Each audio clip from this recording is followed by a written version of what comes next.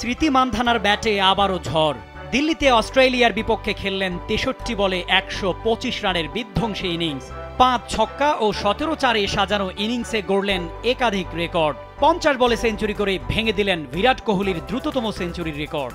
এটি মান্ধানার ১৩তম one day century, সবই opener হিসেবে, যা নারীদের মধ্যে সর্বোচ্চ। টানা ২টি ওয়ানডে সেঞ্চুরি করা একমাত্র ভারতীয় নারী ক্রিকেটারও এখন তিনি।